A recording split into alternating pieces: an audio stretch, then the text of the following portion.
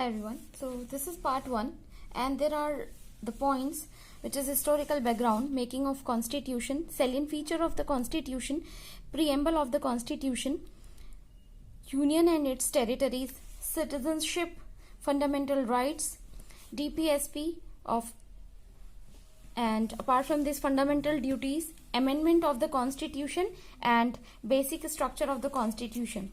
So these are the things which we are going to cover in part 1 and I am going to start. These are the few basic terminologies I am going to cover first of all.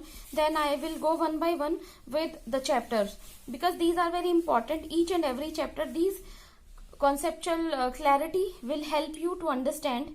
Do not see this like what I have done with the book, because these are the things because whenever you are reading the book, no need to do note making in first reading. जब आप 2-3 reading कर लोगे उसके बाद आपको note making करनी start करनी है. If you are seeing these videos so that will make you understand. आप वीडियो 1-2 बार देखने के बाद अगर आप नोट्स बनाओगे तो आपको जब आप लक्ष्मीकांत पढ़ोगे आपको सारी चीजें बहुत ही क्लियरली समझ में आएंगी. So that's how I have mentioned here.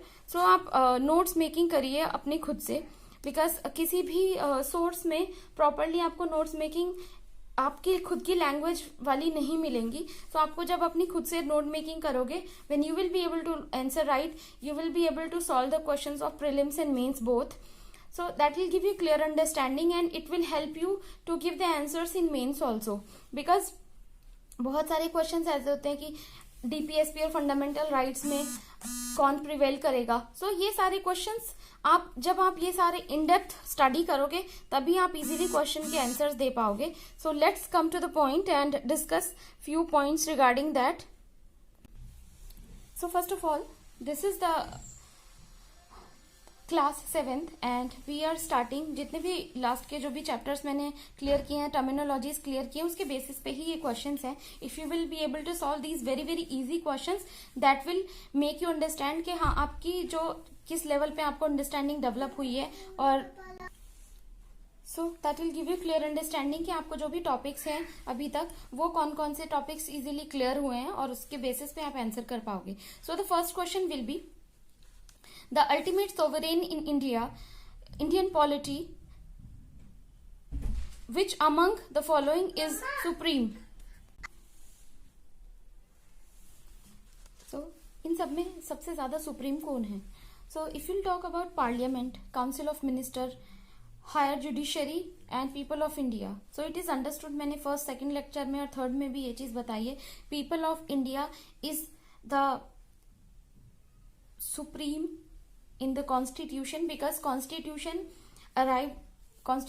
get the power from the people of India, and that is the explanation which I have mentioned here. We the people of India mentioned in the preamble, ठीक है, constitution में ही लिखा गया है. और उसके अलावा अगर आप बात करोगे कि constitution derives its power and there are 3 functions, legislative, executive and judiciary. 3 functions हैं. So इसीलिए we the people of India and constitution से जो जितनी भी like supreme power है, so constitution derive its power from the people of India. Question number 2, if we will discuss about which of the following is not a feature of election system in India. and आपने universal adult franchise के बारे में मैंने discussion किया है last lectures में. So hope you understand that. So universal adult franchise, secret voting, reservation of SC/ST in legislative and communal electorate. So इन सब में से कॉन्स्टिट्यूशन का पार्ट इनमें से कौन सा नहीं है, इलेक्शन सिस्टम का पार्ट कौन सा नहीं है. So communal electorate is not the part of Indian constitution and election system because if you know that communal electorate is, जैसे आप कह सकते हो कि किसी मुस्लिम कम्युनिटी वाला एरिया है और हिंदू कम्युनिटी वाला एरिया है. सो जिस कम्युनिटी में जो रहते हैं वो उसी के लिए वोट करेंगे. तो इंडियन सिस्टम में बिल्कुल भी ऐसा नहीं है, because it is your choice to whom you want to vote, to whom you want to support. It's up to you because India is a democratic country and it depends on you to whom you want to support. You can live your life as per your wishes with the limitations of the constitution. So that is how. Let's discuss the question number 3rd. So अगर question number 3 की बात करते हैं, election in Indian Parliament and state legislature are conducted by. So it is understood because अभी UP में भी election चल रहे हैं. So इलेक्शन कमीशन कराता है जो भी इलेक्शंस हैं, चाहे वो विधानसभा हो, विधान परिषद हो, या फिर प्रेसिडेंट हो, वाइस प्रेसिडेंट हो. And if you talk about local bodies, so local bodies के इलेक्शन जो है स्टेट गवर्नमेंट कराती है.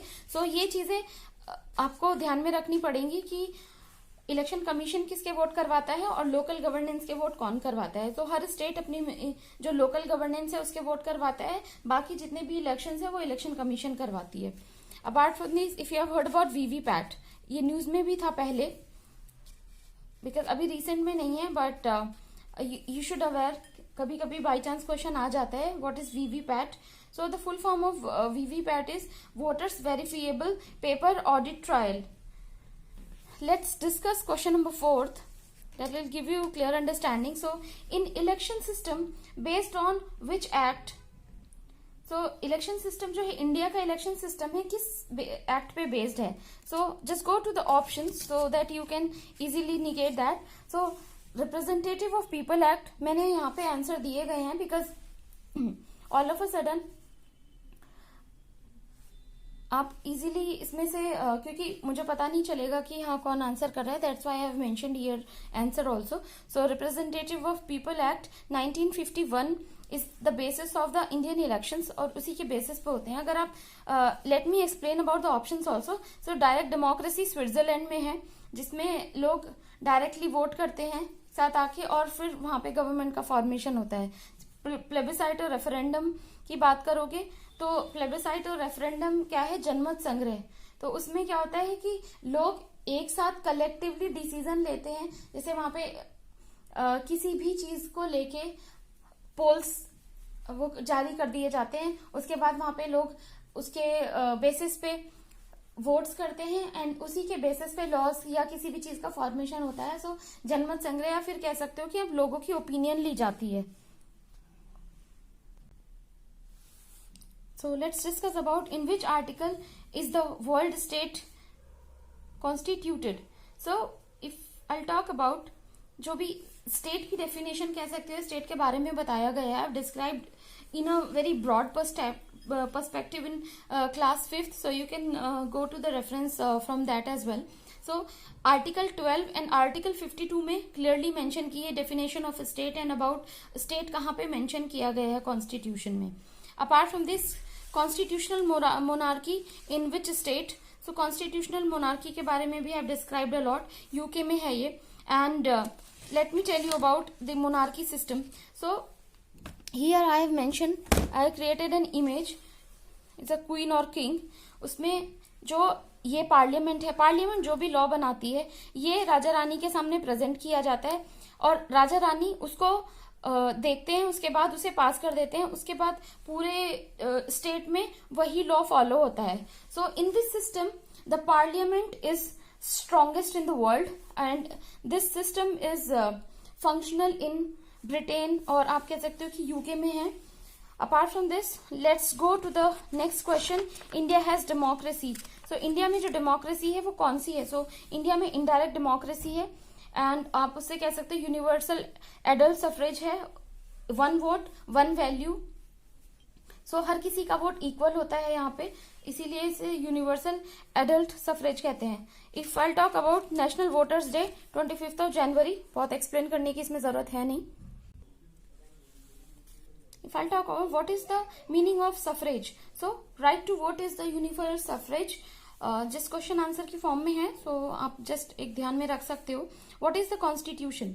सो हियर आपको याद होना चाहिए कि constitution I told about basic law, supreme law to fulfil wishes and aspirations of the people. So the answer will be all of the above, because ये सारे कॉन्स्टिट्यूशन जो भी कॉन्स्टिट्यूशन के अंतर्गत ही आते हैं. और who is the custodian of the constitution, and supreme court is the custodian of the constitution, आप कह सकते हो गार्जियन है, कस्टोडियन है, और जो जवाबदेही है वो भी सुप्रीम कोर्ट करता है. So and apart from this, who is supreme? So in any state constitution is supreme, because constitution के अकॉर्डिंग ही हर कंट्री में, या आप कह सकते हो स्टेट में, सरकारें चलती हैं. So constitution is supreme. If will talk about right to vote, कौन सा राइट है? So right to vote is a constitutional right. अगर आप यहाँ पे कह सकते हो कि लीगल राइट ऑप्शन होता है तो आप लीगल राइट ऑप्शन लगा सकते थे. So in the last class we have discussed about what is constitution, what is the need of the constitution and constitutional law, चाहे fundamental right हो, DPSP and National Human Rights Commission NHRC हो, constitutionalism, meaning of state. So ये सारे topic हम cover कर चुके हैं. So let's discuss the new topic which is really very important. 5 to 6 topic already cover हो गए हैं. So this is the 6th one and that is very important. PIL, Public Interest Litigation, उसके बारे में कुछ आइडिया मैंने last classes में दिया था, but this is the in depth. आपको PIL पता होना चाहिए, बिकॉज जब भी सुप्रीम कोर्ट के डिसीजंस आते हैं वो PIL फाइल की जाती है, उसके ऊपर सुप्रीम कोर्ट सुनवाई करता है और उसके बाद डिसीजन देता है. That's how public interest litigation. And description is, let me just tell you, make you understand in a very very simple term. जो पिटीशन कोर्ट में डाली जाती है या फिर जो भरी जाती है वो जनहित के लिए भरी जाती है. कोई भी अपने पर्सनल फायदे के लिए या फिर पर्सनल यूज के लिए कभी भी PIL नहीं डालता है. ये एक बहुत ही, जो कह सकते हैं, मास ऑफ द पीपल को ध्यान में रख के ही PIL डाली जाती है. जो कह सकते हो कि आप NGOs डालते हैं, सिटीजन ऑफ इंडिया डाल सकता है, या फिर जजेस डाल सकते हैं सुप्रीम कोर्ट के.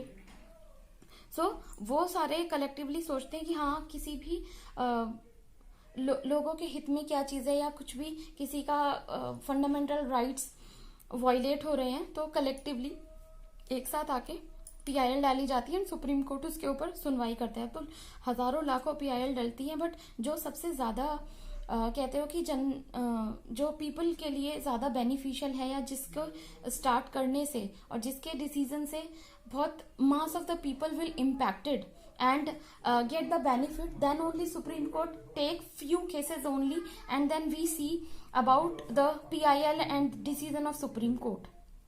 So if I'll talk about, I have mentioned here, if someone has snatched and done fraud, जो भी आपका पैसा वैसा चोरी हुआ है, किसी ने आपके साथ फ्रॉड किया है, उसके बाद अगर आप सुप्रीम कोर्ट में PIL डालने जाओगे तो nobody will accept that. I have mentioned here some other points also. So this is the background of PIL. So if I'll talk about, first of all, USA has used the PIL system, that is in 1980. सबसे पहले USA में ही start हुआ था. उसके अलावा अगर हम बात करते हैं, इंडिया हैज अडॉप्टेड इट, तो इंडिया ने PIL अडॉप्ट किया है. उसके अलावा जो जो चीज़ें इंडिया ने अडॉप्ट की हैं, तो टाइम बाय टाइम जब भी हम लेक्चर डिस्कशन करेंगे तो ये चीज़ें बार बार डिस्कशन करने से कि कौन सा इंडिया का जो भी कॉन्स्टिट्यूशनल प्रोविजन कहाँ से लिया गया है, तो ये इजीली याद हो जाएगा. और जब हम क्वेश्चन को निगेट करेंगे या फिर एलिमिनेशन टेक्निक यूज करेंगे, that will be very easy to make the possibility that you will take the right answer for like in your prelims you will be able to make proper notes, and then you will be able to good answers in your mains as well. So that's why there are some points. Preamble कहाँ से लिया गया है? So preamble we have adopted from USA. If I'll talk about judicial review, we have adopted from USA. Judicial activism we have adopted from USA, and judicial system भी हमने, जितने भी judiciary से रिलेटेड हैं वो हमने USA से लिया. फंडामेंटल राइट्स भी हमने USA से ही लिया है. So this was the background of PIL. If I talk about India ने जो PIL है, इंडिया के पास कहाँ से? So India has adopted the PIL, that is in 1986. And first of all, let me tell you about the term law. Hi everyone. So the last video we were discussing about types of arrangement found in terms of law, and there are due process of law and process established by law. If I'll talk about due process of law. And if I will talk here and describe about due process of law, generally ये Britain USA में मिलता है ये system. And if I will disclose that जो चीज़ें किस तरीके से प्रोसेस होती है. सो इंडिया में भी जो PIL स्टार्ट हुई थी वो 1986 में जब हुई थी. तो जितना भी जुडिशरी सिस्टम है, और आप लॉ के बारे में इसको डिटेल में पढ़ोगे, तो ड्यू प्रोसेस और लॉ में क्या है कि जो अकॉर्डिंग टू सिचुएशन लॉ को इवॉल्व किया जाता है. बट अगर प्रोसेस एस्टेब्लिश्ड बाय लॉ की बात करें तो जैसा लॉ में लिखा गया है वैसा ही प्रोसेस फॉलो करना पड़ेगा. इवोल्यूशन की कोई इसमें अभी इनिशियली गुंजाइश नहीं है. सो इंडिया में अभी due process establish by law use होता है. अमेरिका में ये यूज नहीं होता. धीरे धीरे जो सिचुएशंस चेंज हो रही हैं, तो कहीं कहीं पे ड्यू प्रोसेस ऑफ लॉ भी स्टार्ट हो गया है. बट अभी इसमें टाइम लगेगा इंडिया के कॉन्टेक्स्ट में अगर हम बात करें तो. So process establish by law आप कह सकते हो कि विधि द्वारा स्थापित प्रक्रिया है. जो प्रोसेस लिखा है उसी के अकॉर्डिंग जस्टिस मिलेगा. But due process of law में क्या होता है कि according to the situation justice दिया जाता है.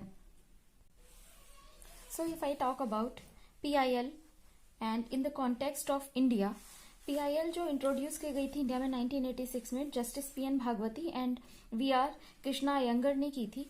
And if I will discuss it and I am discussing it here also.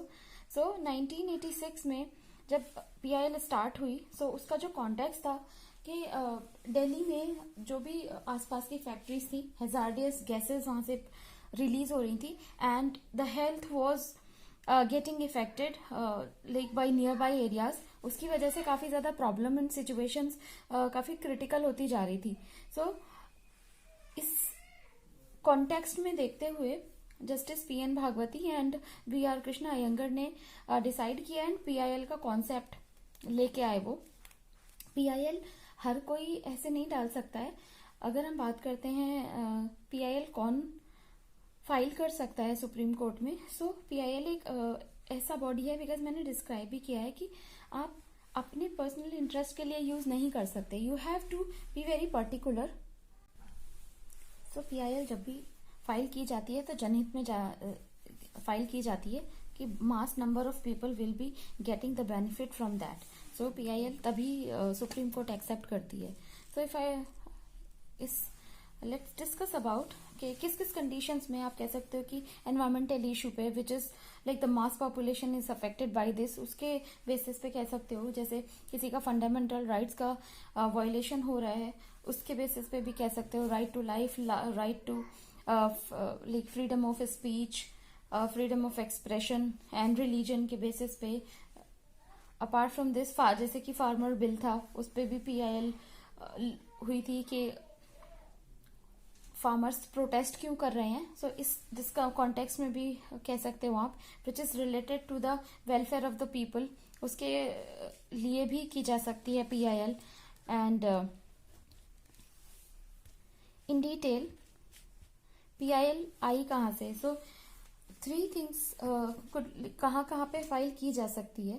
तो PIL supreme court, high court and district magistrate के यहाँ पे है. लेकिन if you will mention article, जैसे यहाँ पे कभी भी जो भी आप अगर सुप्रीम कोर्ट के कॉन्टेक्स्ट में बात कर रहे हो, हाई कोर्ट के कॉन्टेक्स्ट में बात कर रहे हो, तो जहाँ पे भी आप ये कॉन्टेक्स्ट में बात करोगे तो उसके नीचे आर्टिकल इजीली आप रख सकते हो. इससे आपके लिए बहुत इजी होगा कि आपको आर्टिकल धीरे धीरे याद भी होते चले जाएंगे. बिकॉज अगर एक साथ आप रखना शुरू करेंगे आर्टिकल्स को तो बहुत टफ हो जाता है. मैंने भी यही किया था कि जब भी किसी चीज के कॉन्टेक्स्ट में बात आती थी, सपोज करो कि सुप्रीम कोर्ट के राइट्स क्या हैं, सुप्रीम और हाई कोर्ट्स की पावर क्या है, तो मैं आर्टिकल वहीं पर लिखती चली जाती थी. तो मुझे इसीलिए काफी ज्यादा चीजें मेमोराइज हो गई. मैंने नोट्स में हर जगह पे ये चीजें अप्लाई करी हैं, इसीलिए बहुत इजी हो गया था कि आपको ये, क्योंकि प्रीलिम्स में सबसे ज्यादा इम्पॉर्टेंट होता है कि आपको फैक्ट के साथ साथ कॉन्सेप्चुअल क्लैरिटी भी होनी चाहिए.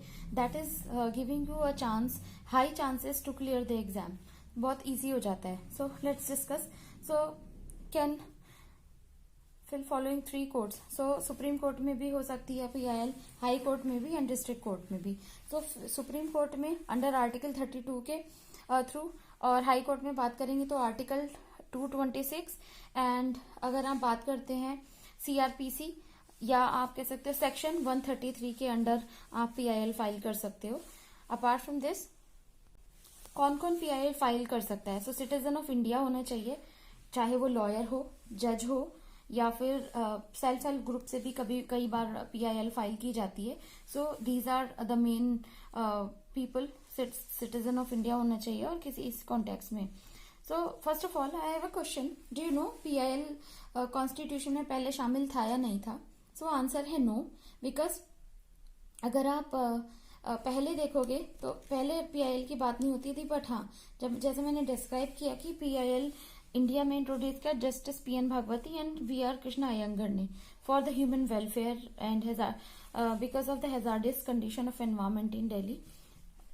1986 से स्टार्ट हुआ था.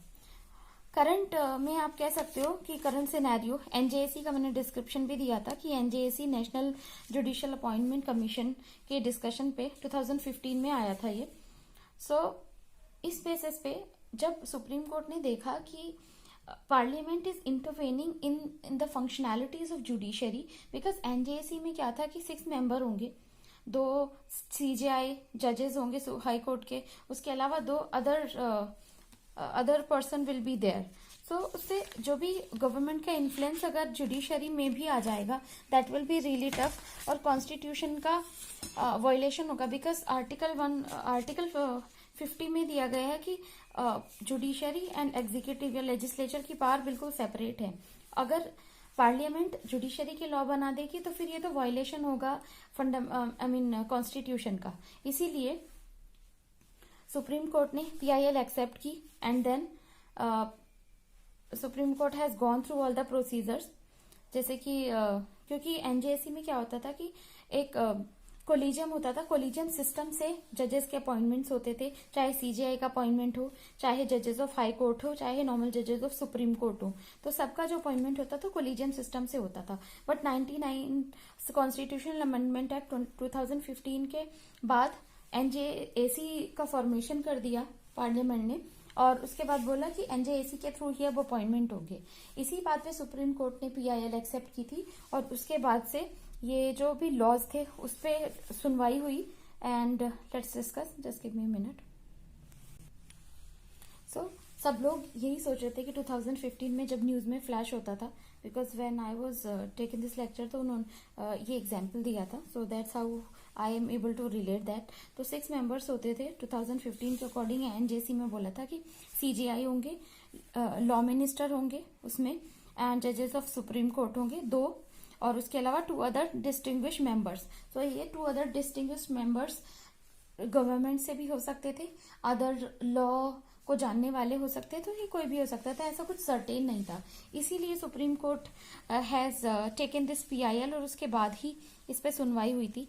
जब ये सारा प्रोसीजर पता चला and just supreme court has given this reasoning के आर्टिकल 50 में जब एग्जीक्यूटिव और जुडिशरी की पावर दोनों अलग अलग हैं, तो आप जो पार्लियामेंट है वो जुडिशरी के लॉ कैसे बना सकता है. Then supreme court has given this reasoning and then 2015 में NJAC को नल एंड वॉइड कर दिया, कैंसिल हो गया ये लॉ.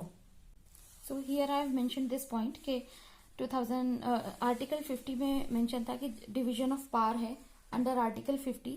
उसी से जुडिशरी ने रेफरेंस लिया कि अगर अंडर आर्टिकल 50 में ये मेंशन किया गया है तो फिर ऐसा कैसे पॉसिबल है कि लेजिस्लेचर जुडिशरी के लॉ बना रहा है. एंड देन इसी बेसिस पे supreme court has decided and given the statement to declare it as null and void. So 99th amendment act जो था वो कैंसिल हो गया एंड फिर से नॉर्मल कोलिजियम सिस्टम स्टार्ट हो गया. सो एक तो NJAC सबसे like this is the best example for PIL and this is the description taken the reference of article 50 and then Supreme Court has given this decision to declare it as null and void. Apart from this, if I will give another example, so Vishakha versus State of Rajasthan 1977, ये cases भी आते हैं. So आप properly mention करना, because these are very important questions, because Haryana PCS में, state PCS में, UP PCS के और उसके अलावा यूपीएससी, तीनों में ही केसेस के बेसिस पे क्वेश्चंस पूछे गए हैं. अगर आप 2021 का क्वेश्चन पेपर उठा के देखेंगे तो आप इजीली रिलेट कर पाएंगे. That's why I am emphasizing whenever I have mentioned important, you need to mention important on your copy as well. That will give you clear understanding कि किस टाइप के क्वेश्चंस पूछे जाते हैं. After that I will try to cover घटना चक्र also, so that will give you more insight about it.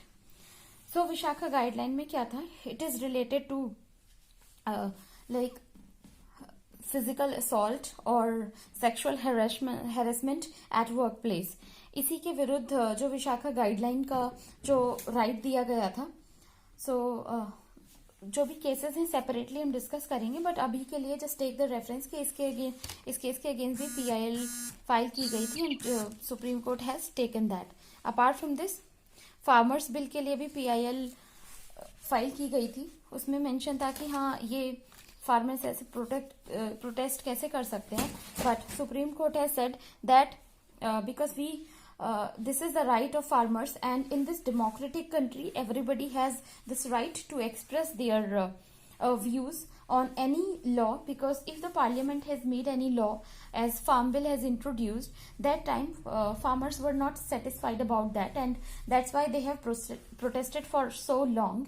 There were multiple discussions were going on, but on the basis of these discussions no conclusion was there. At the last month only, in January, it has been repealed by the government, because जितनी भी farmers की मांगे थी उन पर discussion किया गया, और गवर्नमेंट को भी लगा कि शायद कुछ चीजें फार्मर्स जो बोल रहे हैं वो ठीक है, and the facilities which is not provided by the government in some cases, then it has been repealed.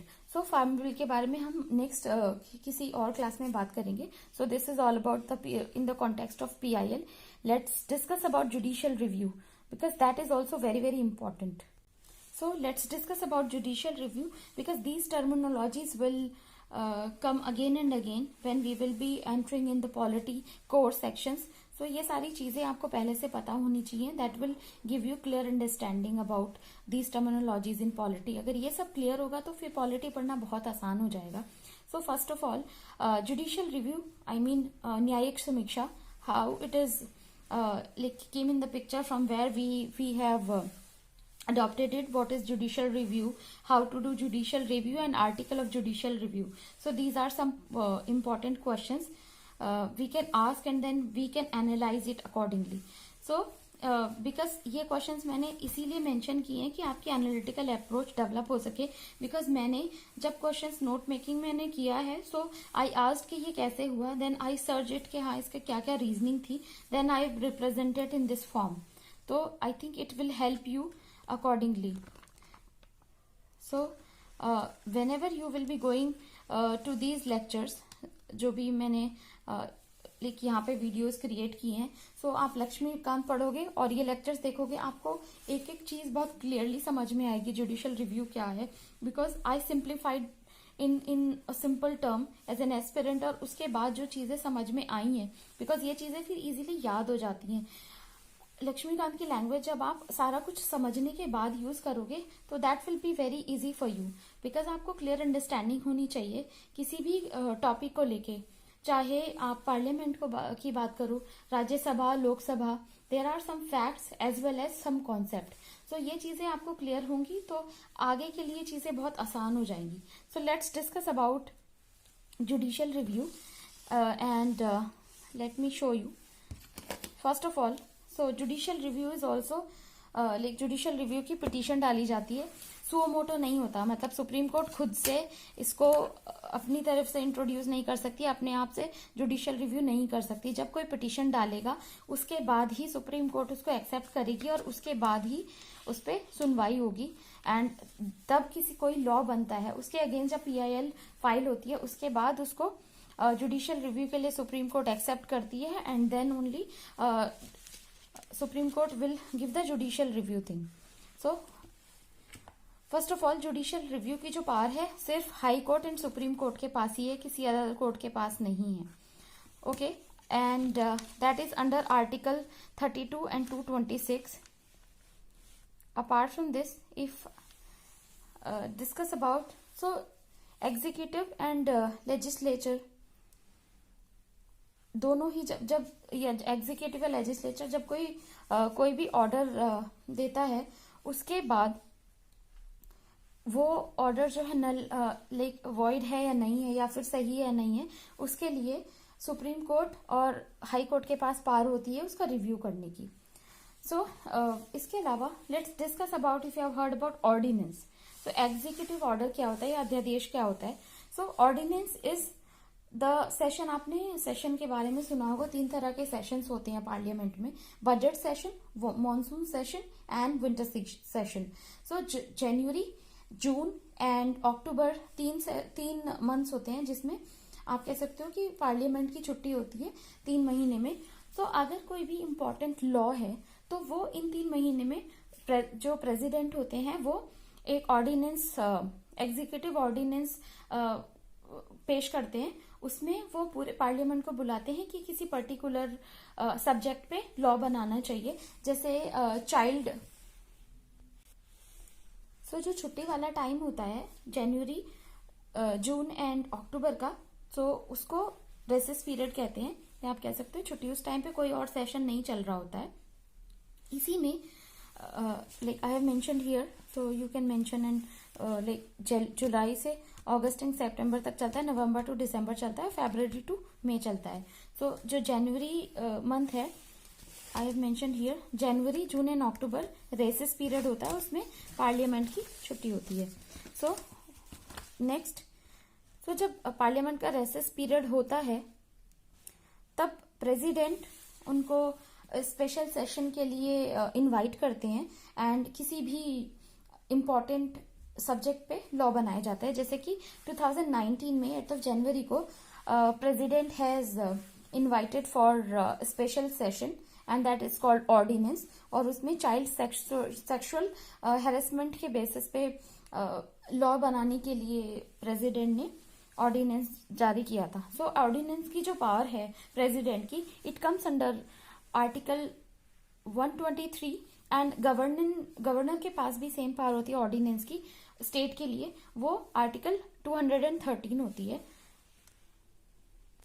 So this is a theoretical representation of judicial review. So mention here this language. So then you can use it when you will write the mains answer. So judicial review is the power of Supreme Court and High Court to review the law made by the Parliament on the request of petition filed by the citizen of India. Second point, Supreme Court, it check the constitution validity of legislative act and executive order. If the act and executive order are unconstitutional, then court has the power to declare it as null and void. For example, farm bill, petition उसके against file हुई. आप कह सकते हो कि environment condition के लिए भी कई बार पिटिशन फाइल होती है. सेल्फ हेल्प ग्रुप भी करते हैं, एनजीओज भी करते हैं, लॉयर भी करते हैं, आई मीन जजेस भी करते हैं, एंड सिटीजन ऑफ इंडिया होना चाहिए वो फाइल कर सकते हैं. सो if I am talking about 2022 के अपडेट में बात करते हैं, तो supreme court here like PIL, supreme court ने एक्सेप्ट किया था PIL. एंड अभी रिसेंट में जो डिस्कशन चल रहा है, जो अभी जो कैंडिडेट्स हैं, जैसे यूपी इलेक्शन चल रहा है, तो जो कैंडिडेट्स हैं जिनको जो नॉमिनेशन भर रहे थे किसी इलेक्शन लड़ने के लिए, तो उसका डिस्कशन चल रहा था कि जिनके ऊपर क्रिमिनल केसेस चल रहे हैं, इज इट वैलिड और नॉट. देन इसके अगेंस्ट जो है PIL फाइल की गई, and justice NV Ramana and AS Bopanna and Hema Kohli जो जजेस थे, उन्होंने एक्सेप्ट किया. एंड उसके बाद दे हैव सजेस्टेड कि उसका जो डेटा है पार्टीज को, उसका जो कैंडिडेट्स का डेटा है डिस्क्लोज करना चाहिए. So this discussion was about 20 like इसी जनवरी में ही आया है. सो अभी डिस्कशन चल रहा है कि उसका डिसीजन क्या होता है. So that discussion is going on. So we should also touch with the current affair for each and every subject, because every subject is evolving and the nature of exam is continuously evolving day by day. Let's discuss about judicial activism, या आप कह सकते हो न्यायिक सतर्कता. So again, this is under Article 50. This system we have adopted from USA, and distribution of power among them कि legislature, executive and judiciary की जो पावर है वो different है. अगर आप legislature और executive की बात करें, these are interrelated, but judiciary is a different entity which is mentioned in the different arrows. So both have different entity, and जब कोई भी लॉ लेजिस्लेचर एंड एग्जीक्यूटिव बनाते हैं तब जुडिशरी हैज द पावर के वो रिव्यू कर सकती है. And when judiciary interfere in the working of the executive, it is said that judiciary has been active.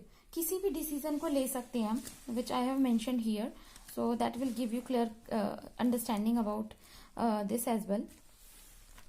सो आप कह सकते हो, जैसे एग्जाम्पल था, मैंने 4th क्लास में दिया है इसका एग्जाम्पल, कि हाई कोर्ट ने बोला था कि जितने भी हाईवेज पे 50 मीटर की पेरीफेरी में जितने भी ठेकाज हैं, लिकर शॉप्स हैं, उसको वहां से हटा दिया जाए. So but that was not the proper order, but it is like a general suggestion and general order from the high court. So तब सुप्रीम कोर्ट ने बोला कि वहां से सारे ठेके हटा देने चाहिए. तब गवर्नमेंट बोलती है कि वो तो क्योंकि वहां से रिवेन्यू काफी अच्छे अमाउंट में आता है, तो वो ठेके हम नहीं हटा सकते. तो this activity we can call it, जब जो भी जुडिशरी है अपने काम से थोड़ा सा डाइवर्ट होके और एक्टिवली डिसीजंस देती है, then we can call it as judicial activism. We have taken it from USA. Apart from this, if we will discuss about judicial overreach, so why judicial system cross their when judicial system cross their limits, that is called judicial overreach, and it is undemocratic. आप कह सकते हो अलोकतांत्रिक है. Judiciary cross its limit, known as the judicial overreach, when high court said IAS and IPS officers make their kids studying in government schools. जब IAS IPS के बच्चों को हाईकोर्ट ने बोला था कि अपने बच्चों को उनको गवर्नमेंट स्कूल में पढ़ाना चाहिए, then we can call it as judicial overreach, because judiciary का काम है जो लॉ मेकिंग है या फिर जितनी भी फंक्शनैलिटीज हैं प्रॉपरली कॉन्स्टिट्यूशन के हिसाब से चल रहे हैं नहीं चल रहे हैं. बट ये सजेशन जो है, because India is a democratic country, so ये पर्सन पे because they are also the citizen of India, if we'll talk about in terms of IAS IPS and other officials. So they are citizen of India, they have right to take the decision for their kids, for their family, and that's how judiciary doesn't have power to give this any order or any suggestion to them. So let's discuss about RTI. ये भी काफ़ी important है, और RTI के बारे में तो news में, द हिंदू में और इंडियन एक्सप्रेस में रोज ही आता रहता है. ऑलमोस्ट कुछ ना कुछ आ जाता है हर हफ्ते में 1-2 बार. So we should also understand RTI क्या है. सो RTI act came in 2005.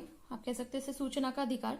So government बोलती है कि सिटीजन्स को अपने राइट्स का पता होना चाहिए, और उसके अलावा गवर्नमेंट क्या कर रही है, क्या चेंजेस हैं गवर्नमेंट में, और किस तरीके के जो भी प्रोसीजर्स हैं क्या चल रहा है. सो ये सारे जो इन्फॉर्मेशन है सिटीजन को होनी चाहिए, ऐसा गवर्नमेंट बोलती है. सो you can file it RTI for public officers only, because आप पब्लिक ऑफिसर से इन्फॉर्मेशन के लिए RTI डाल सकते हो और इन्फॉर्मेशन उनसे ली जा सकती है. बट जब ये जो it comes under 91 clause A, लेकिन एंड आर्टिकल 22 में भी डाला जाएगा. ये RTI एक्ट जब आया था 2005 में तब बोला गया था. बट उसके बाद चीफ इंफॉर्मेशन कमीशन बोलता है कि अगर ये आप फंडामेंटल राइट्स में डाल दोगे तो आई थिंक कोई भी जाके PIL डाल सकता है कि आपको किसी भी कोई भी सेंसिटिव इंफॉर्मेशन चाहिए कंट्री की, और अगर फंडामेंटल राइट है, because fundamental will prevail with any other constitution like constitutional law, because fundamental rights above all. अगर DPSP से fundamental rights का conflict होता है तब भी fundamental right ही prevail करेगा. आप किसी और लॉ की बात करो फंडामेंटल ड्यूटीज में भी, तब भी फंडामेंटल राइट ही प्रिवेल करेगा। सो इसीलिए आप इसको फंडामेंटल राइट्स में नहीं डालना चाहिए। सो ऐसा CIC का सजेशन था। इसके बाद बिकॉज अगर 19 sub clause A1 sub clause A और आर्टिकल 21 की बात करें, ये हम मेंशन किया आर्टिकल 21। सो आर्टिकल 21 की बात करें, सो यहाँ पे आर्टिकल वही है कि RTI बहुत इजीली डाल सकते हैं। तो लाइक जब भी हर सिटीजन ऑफ इंडिया बोलेगा कि नहीं हमें कुछ क्रूशियल इन्फॉर्मेशन चाहिए, तो आप मना नहीं कर पाएंगे, तो that will be the violation of fundamental rights. इस बेसिस पे CIC ने सजेशन दिया था कि आपको इसे फंडामेंटल राइट में ना डाल के लीगल राइट में डालना चाहिए। And if anyone will ask, because this is the proper procedure, तो प्रोसीजर के बेसिस पे, तो इसीलिए उसके बाद लेट्स डिस्कस अदर पॉइंट, बाद में बताती हूँ कि बाद में क्या हुआ। सो RTI का एक प्रॉपर प्रोसीजर होता है कि कैसे RTI डाली जाती है, और पब्लिक जब RTI डाली जाती है तो you can like file the RTI to the public information officer, PIO को फाइल की जाती है। सो RTI PIO को फाइल की जाती है। एंड रीजन ऑफ CIC जो रीजनिंग दी थी, जो मैंने डिस्कशन किया अभी, कि फंडामेंटल राइट्स जो है सबसे आगे है and it will prevail in the constitution. तो इसीलिए RTI को फंडामेंटल राइट में नहीं रखा गया, उसके बाद RTI को लीगल राइट दिया गया। So there are some critical department, जैसे क्रिटिकल डिपार्टमेंट होते हैं, उसका रीजनिंग भी थी कि क्रिटिकल डिपार्टमेंट है जैसे army, defence, CBI, raw and finance, security. Apart from this sensitive information जो होती हैं, सो ऐसे इजीली किसी को नहीं दी जा सकती, because these are vulnerable thing, and country की सिक्योरिटी को स्टेक पे रख सकते हैं अगर ये इन्फॉर्मेशन दी जाती है। दैट्स हाउ, क्योंकि अगर सिटीजन किसी से इन्फ्लुएंस होके भी RTI डाल देता है और ये इन्फॉर्मेशन कहीं से इंडिया के बाहर लीक हो जाती है, तो ये इंटरनेशनल सिक्योरिटी की भी बात हो जाती है कि इंडिया लाइक एक वल्नरेबल कंडीशन में आ जाए। सो that's how CIC has decided, और उसके बाद they has not like came in the like fundamental rights. Apart from this, so RTI का जो प्रोसेस है, जब RTI फाइल की जाती है तो 30 दिन के अंदर अंदर उसकी इन्फॉर्मेशन देनी ही होगी ऑफिसर को, जो PIO ऑफिसर होता है। एक 10 रुपी का आप पोस्ट कार्ड के थ्रू, DD के थ्रू या बैंक चेक के थ्रू आप फी सबमिट करते हो, RTI की फी। जैसे दिल्ली में 10 रुपीज है, और अगर आप हरियाणा की और कुछ अदर स्टेट्स की बात करें तो 50 रुपी है, तो सबकी अलग अलग फी है। सो इसी के अकॉर्डिंग, तो आप जब आप RTI फाइल करते हो तो PIO को फाइल करते हो। अगर PIO आपको 30 दिन में इन्फॉर्मेशन देता था तब तो ठीक है, अगर PIO आपको 30 दिन में इन्फॉर्मेशन नहीं देता, then you can reach to the higher officials, और अगर वहां से भी कोई आपको जवाब नहीं आता, तब आप CIC को डायरेक्ट जाके ये चीज बता सकते हैं कि they did not give you the proper information. And उसके अलावा if I discuss about official security act, so official security act क्या है, बिकॉज जो भी कोई लॉ बनता है तो उसके सेफ गार्ड के लिए भी कुछ ना कुछ एडिशनल लॉ बनाए जाते हैं, तो it is like that official secrecy act. Because अगर सपोज करिए कि कोई सिटीजन ऑफ इंडिया जाता है और डिस्ट्रिक्ट मजिस्ट्रेट से बोलता है कि मुझे इन्फॉर्मेशन चाहिए, बट डिस्ट्रिक्ट मजिस्ट्रेट एनालाइज करेगा whether this RTI is right और रॉन्ग, बिकॉज एंड राइट और वैलिड और नॉट, बिकॉज कहीं कहीं पे ऐसी कुछ क्रूशियल इन्फॉर्मेशन होती है जो कि डिस्ट्रिक्ट कलेक्टर नहीं दे सकता, then he is having right, and he or she, that official has right to say no, that he or she cannot give this information, because this comes under the national security. और अगर आपको कोई भी RTI में गलत information दी जाती है, तो आप उसके अगेंस्ट कोई भी केस फाइल कर सकते हो इजीली, एंड उसके अगेंस्ट आप कंप्लेंट फाइल कर सकते हो। Apart from this is very very important, basic structure of constitution. ये कई बार आएगा, बेसिक स्ट्रक्चर ऑफ कॉन्स्टिट्यूशन क्या है। सो डिटेल में डिस्कस करते हैं कि बेसिक स्ट्रक्चर ऑफ कॉन्स्टिट्यूशन क्या है, बिकॉज